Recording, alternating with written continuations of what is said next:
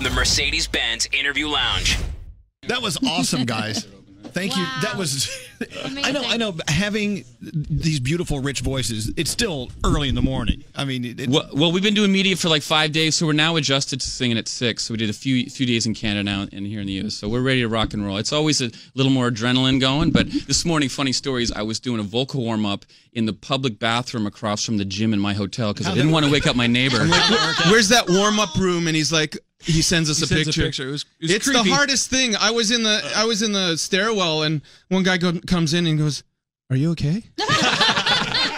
He was screaming, "Mama!" Wow, that was just.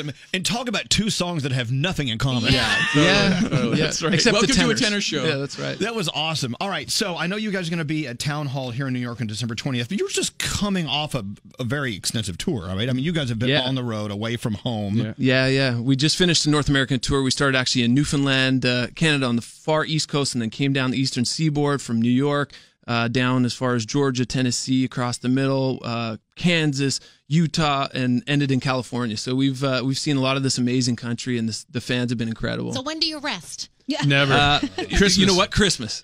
yeah. We go home on December 24th. Okay, So all right. I know, but then the family has expectations. we have to sing at the Christmas party. Our moms always get us to sing. It's more a Joe Cocker cover, like by then. But You know what? Here's the thing. You were talking earlier about warming up, because I know you. Oh, sorry about that.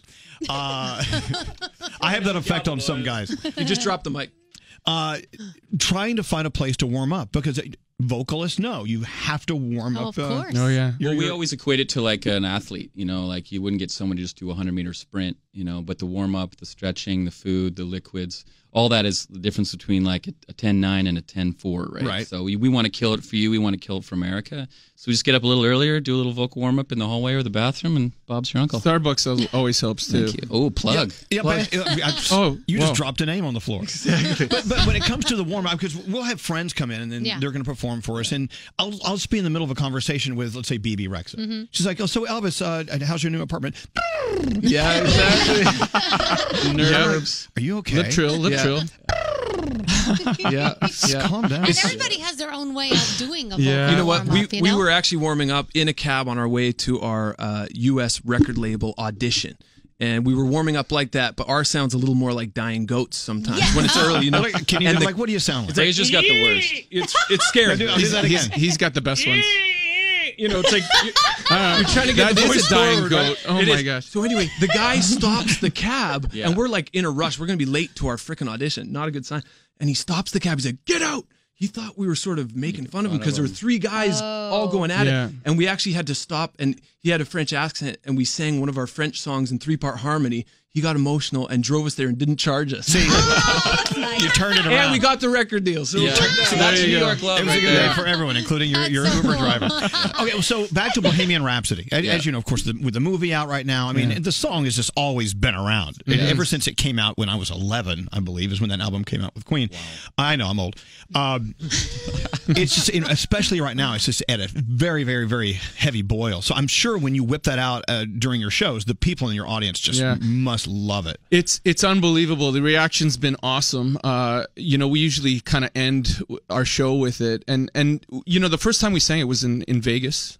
Because Cirque du Soleil wanted us to collaborate with them on a show, and we did it with the whole like kit and caboodle, like people flying over us, and it was unbelievable. Oh, that was crazy. And from that point, that challenge of putting Bohemian in our repertoire, we left it in our concerts, and people have been saying, "Where was that 10 years ago?" So like we love doing it, we love performing it.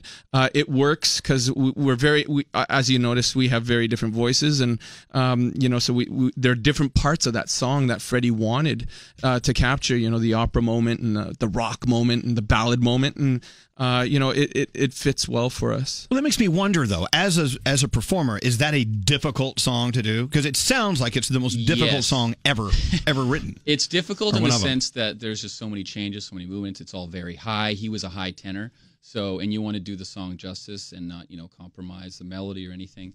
So, we go for it. And I mean, but we've always been pushing the envelope, this group, whether it's the genres that we do or the songs, because as three tenors, you know, we're able to do certain songs that other groups and other solo artists can't do. So it's up to us to try and take it to the max whenever possible. Wow. How fun. No, last time you were here for there was a Christmas tree lighting. Yeah, the Rockefeller. Oh, yeah, that one. You've heard of it. I've heard of it. But this year, I feel like we should burn something. Well, there's a candle. Nutcracker pinata outside. What's that, Gandhi? There's a nutcracker pinata that looks really flammable. Oh, wow. We should give it a shot. Danger, babe. Let's burn something with the tenors.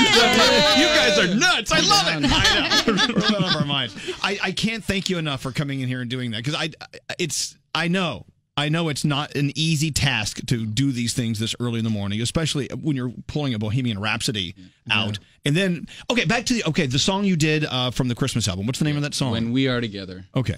Yeah. So when you sit down to write an original Christmas song, is there a part of you thinking, God, what if this is going to be the next Let It Snow? Wow. Yeah, well, we're always thinking, positive when we're writing.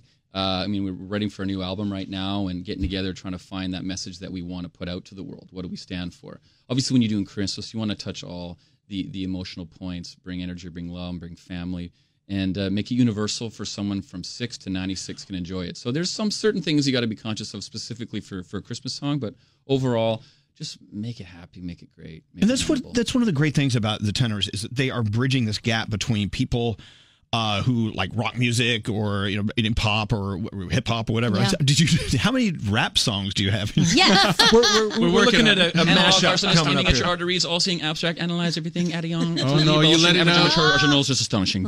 You let it out, Elvis. A hip opera.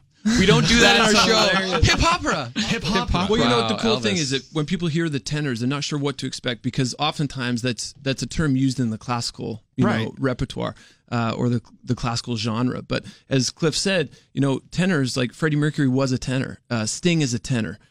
Steven Tyler's a tenor, so really it's a vocal range. And Bruno Mars. That's He's Bruno a Mars. counter tenor. He's a counter tenor. I mean, he's unbelievably high. So really, we just did a cover of Thriller on one of our Instagram things, and taking on MJ. I mean, like he sang so high, right? So it's kind of cool to show this plethora of styles and of music in our concerts that people wouldn't necessarily expect. Well, if you're going to take on some singers who sing high, I think you should take on Mariah Carey. Yeah.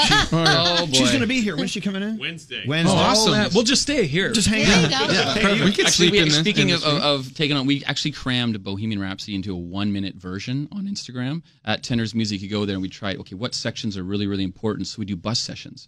We take crazy songs like Thriller, Bohemian Rhapsody, and we do 1 minute, and we'll do it always on the bus, because we're killing time between the shows. Always something crazy. We all face paint. We got dressed up like zombies. It's awesome. Bohemian had the whole band involved. Been a lot of fun doing those. So we're going to try and do those like once every month. And you can see where we live on the road, where we sleep. Our tiny little bunk beds. Now, do you guys actually sleep on a bus? Oh yeah, We do overnight. I mean, the travel is pretty relentless, especially at this time of year. This is our crazy time. So, sometimes it gets, a little challenging. We make the sacrifice to be on the road, but that's why we look forward to Christmas when it comes around. Yeah.